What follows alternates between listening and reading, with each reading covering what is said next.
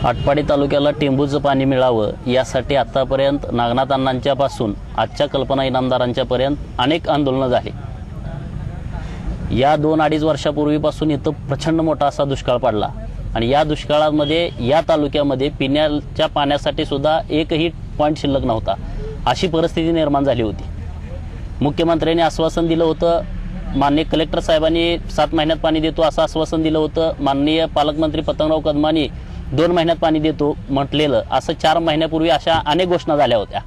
मागच्या 2 महिन्यापूर्वी महाराष्ट्राचे जलसंपदा मंत्री रामराजे नाईक निंबाळकर यांनी आटपाडी तालुक्यातील दीपवाळीची आंघोळी ही टेंबूच्या पाण्याने होणार अशी मोठी घोषणा केली होती। पण आज तालुक्यामध्ये तशा पद्धतीची परिस्थिती नाही। आटपाडीमध्ये पाणी येण्यासाठी बराच अवकाश आहे आणि त्यासाठी लागणारा निधी हा महाराष्ट्र शासनाने दिलेला नाही।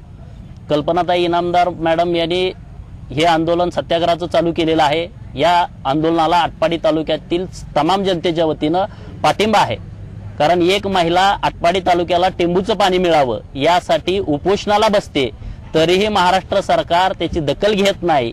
ही या महाराष्ट्राची सर्वात मोठी शोकांतिका आहे। या महाराष्ट्रातल्या किंबहुना या जिल्ह्यातल्या 3 मंत्र्यांना जनाची नाही मनाची लाज वाटायला पाहिजे। एक बाय माणूस आटपाडीमध्ये उपोषणाला बसते आणि त्यांचा एकही प्रतिनिधी, त्यांचा कोणीही माणूस इकडे फिरकत नाही, ही सर्वात मोठी शोकांतिका आहे। महाराष्ट्रानं हे बघायला पाहिजे। महाराष्ट्राच्या पुढे ही परिस्थिती आहे। जोपर्यंत तालुक्याला पाणी मिळत नाही तोपर्यंत या तालुक्यात मंत्र्यांना बंदी केलेली आहे। कुठल्याही मंत्र्यांनी या तालुक्यात फिरू नये आणि आमचा सर्व पाठिंबा कल्पनाताई इनामदार यांच्या आंदोलनाला आहे।